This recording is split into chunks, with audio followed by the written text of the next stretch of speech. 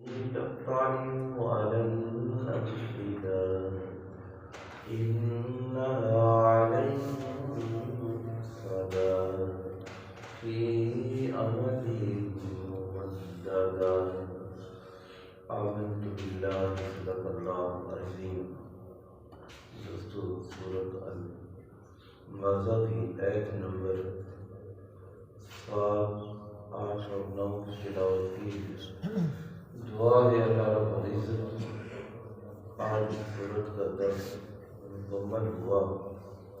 اللہ رب العزت کی بارگاہ میں دعا ہے جتنے ہی جو ثواب اس درس قرآن میں شریک ہیں ہم سب کے لیے، خصوصاً ہمارے والدین کے لیے، ہمارے اساتذہ کے لیے، دوست احباب کے لیے اور حضور کی ساری امت کے لیے اس کے بخشش اور مغفرت کا ذریعہ ہے۔ اس صورت کے اندر اللہ نے جہنم کی سزاؤں کا ذکر فرمایا ہے۔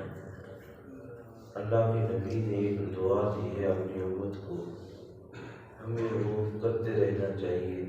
اللہم اجرنی من النار، یہ حضور علیہ الصلوۃ والسلام دعا پڑھا کرتے تھے۔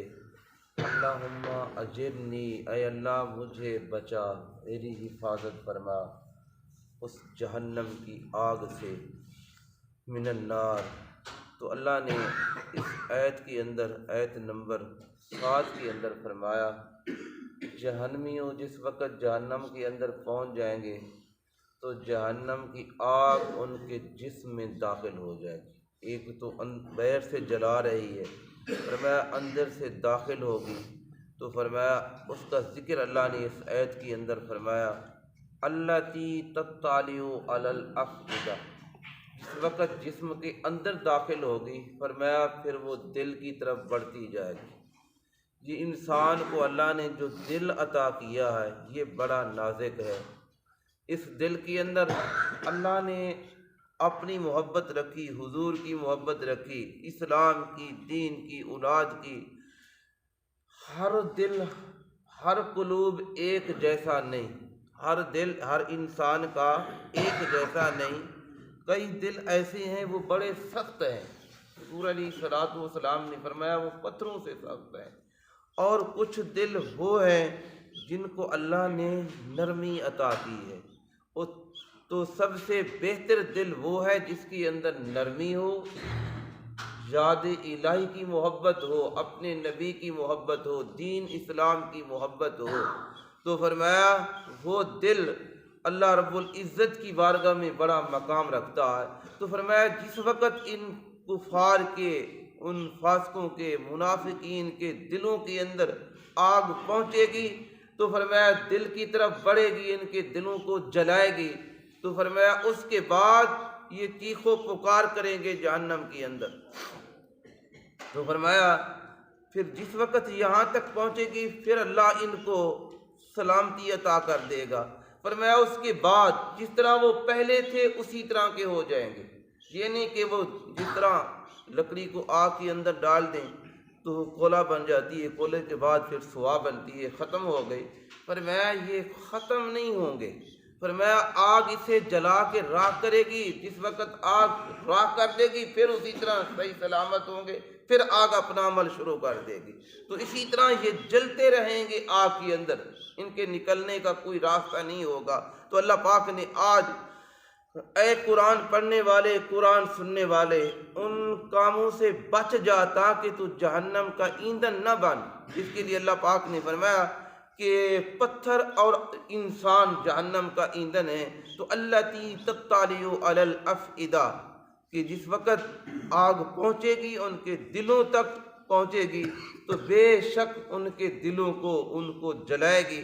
آگے اللہ پاک نے فرمایا انہا علیہم مؤصدہ، فرمایا پھر جس طرح کہ ہم اپنے مکانوں کو دروازے لگاتی ہیں، تالا لگا دیتی ہیں، بس یہ اندر نہ کوئی جا سکے نہ کوئی آ سکے، جس کے پاس چابی ہے وہی آ کے اس تالے کو کھولتا ہے، پھر مکان کھل جاتا ہے۔ تو اللہ پاک نے فرمایا یہ جس جگہ ہوں گے، جس گڑھے کے اندر ہوں گے، اللہ پاک نے یہاں ہوتما کا لفظ استعمال فرمایا. ہوتما ایک جہنم کا کنواں ہے. فرمایا اس کنویں کے اندر جس وقت انسان پہنچے گے تو انہیں ریزہ ریزہ کر دیا جائے گا. فرمایا ان کی ہڈیاں پیس کر رکھ دی جائیں گی.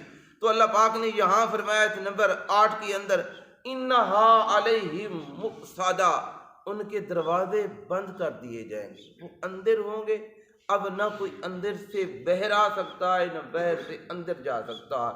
تو فرمایا ان کا دروازہ اوپر سے بند کر دیا جائے گا. فی عمد ممددہ، فرمایا جو آگ کے شعلے ہوں گے، جس طرح بڑے بڑے ستون ہوتے ہیں تو مؤصدہ، فرمایا کہ بڑے بڑے ستونوں کی طرح وہ آگ ان کو چھوئے گی. فرمایا کہ یعنی کہ آگ چھوٹی آگ ہے، اس کے بعد وہ آگ بجھ گئی. تو بڑے بڑے ستونوں کا اللہ نے ذکر فرمایا.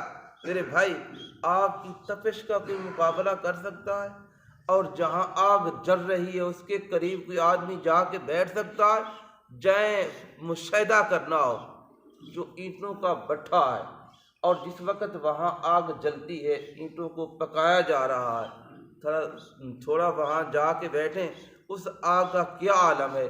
یہ آگ اور جہنم کی آگ کے اندر تو زمین و آسمان کا فرق ہے. حضور علیہ الصلوۃ والسلام نے ارشاد فرمایا جہنم کی آگ 70 درجے اس سے زیادہ ہے.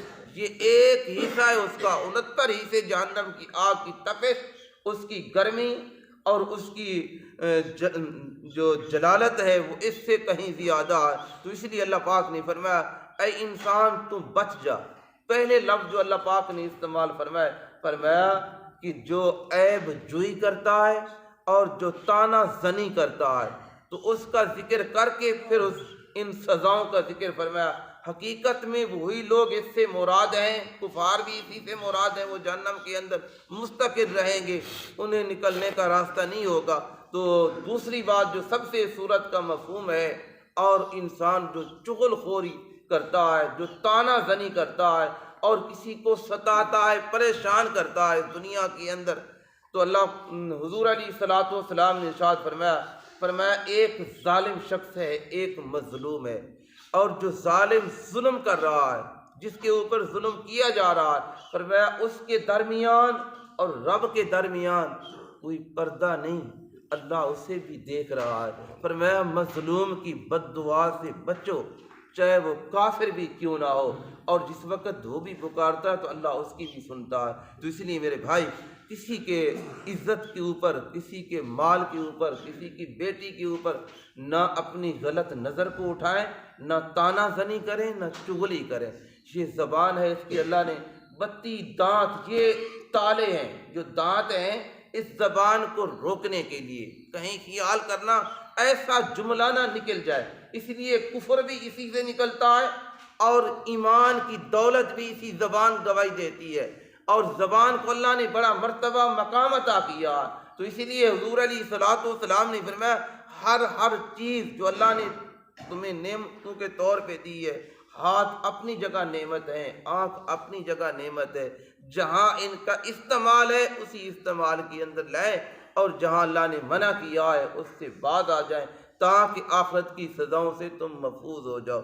تو دعا ہے اللہ رب العزت ہم سب کو حضور علیہ الصلوۃ والسلام کے بتائے ہوئے احکام کے مطابق عمل کی توفیق عطا فرمائے، اور اپنی زندگی کو سنوارنے، بنانے اور آخرت کے اندر کامیابی اللہ ہم سب کو عطا فرمائے، اور حضور کی پکی سچی محبت عطا فرمائے. آمین. وآخر دعوانا ان الحمدللہ رب العالمین. بسم اللہ الرحمن الرحیم. اللہم صلی علی سیدنا مولانا محمد وعلی آل سیدنا مولانا محمد وبارک صلی علیہ. الحمدللہ رب العالمین الرحمن الرحیم مالک یوم الدین. اللہم انت السلام ومنک السلام وإلیک یرجع السلام. حینا ربنا بالسلام وادخلنا دار السلام.